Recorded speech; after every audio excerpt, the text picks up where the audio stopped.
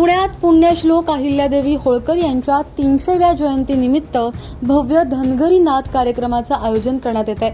या कार्यक्रमात तब्बल 50,000 धनगरी ढोल वाजवले जाणार आहेत। महाराष्ट्रातल्या विविध भागातील धनगर बांधव यात सहभागी होणार आहेत। या कार्यक्रमाला गृहमंत्री अमित शहा, मुख्यमंत्री देवेंद्र फडणवीस, उपमुख्यमंत्री एकनाथ शिंदे यांना निमंत्रण देण्यात येणार असल्याची माहिती भाजप नेते गोपीचंद पडळकर यांनी पत्रकारांशी बोलताना दिली।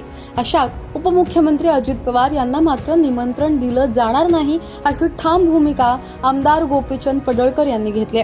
पत्रकार परिषदेत बोलताना त्यांनी स्पष्ट केलं की हा कार्यक्रम सरकारचा नाही, धनगर समाजाचा आहे।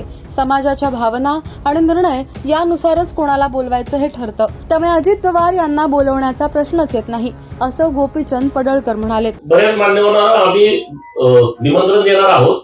आता पहिल्यांदा आम्ही या प्रेसच्या निमित्तानं तुम्हाला हे सांगतो की अमित भाई आम्हाला अपेक्षित आहेत, माननीय देवाभाऊ आहेत, एकनाथ शिंदे साहेबांना आम्ही या कार्यक्रमाचं निमंत्रण देणार आहे, माननीय बावनकुळे साहेब आहेत, रवींद्र चव्हाण साहेब आहेत, चंद्रकांत दादा आपले इथले मंत्री महोदय त्यांना आम्ही बोलवणार आहे, सांस्कृतिक मंत्री महोदयांना बोलवणार आहे आणि बाकीची काही असतील मंडळी त्यांना आम्ही त्यावेळेस निमंत्रण देऊ। नाही बोलवणार।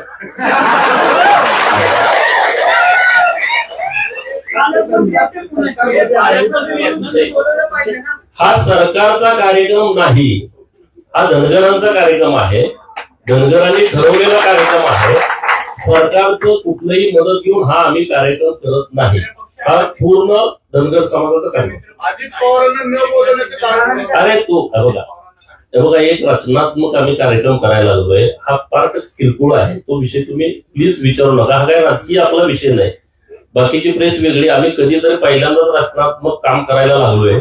तर मला तुम्हाला विनंती करायची आहे सगळ्यांनाच, तुम्हाला पण, की आमचं जरा सोडीत जाऊ द्या। दुसरी पत्रकार परिषद असली तर आपण त्या विषयावरती बोलू, पण कुणाला बोलावं हे समाजाचा विषय आहे, समाज मला सांगेल त्यांना मी बोलवेन। अजित पवार यांना निमंत्रण न देण्याच्या भूमिकेमुळे सध्या राजकीय वर्तुळात चर्चा होऊ लागली।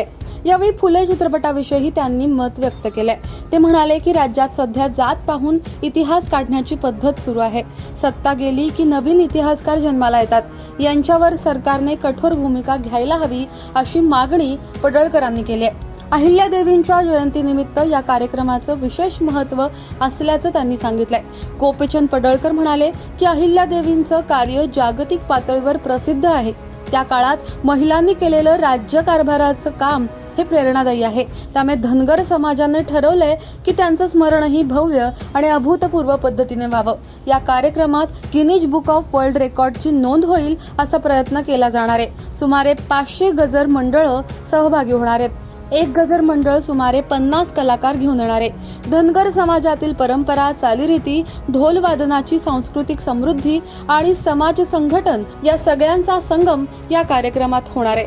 हे नुसतं ढोल वादन नाही तर संस्कृतीचा महत्त्वाचा भाग आहे असं सांगत त्यांनी राज्यातल्या सर्व धनगर बांधवांना या कार्यक्रमासाठी उपस्थित राहण्याचं आवाहन केलंय।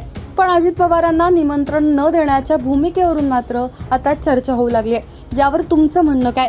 खाली कमेंट बॉक्समध्ये तुमच्या प्रतिक्रिया अवश्य नोंदवा। आतापर्यंत लोकमत सबस्क्राईब केलं नसेल, फॉलो केलं नसेल तर लगेच सबस्क्राईब करा, फॉलो करा आणि पाहत रहा लोकमत। धन्यवाद।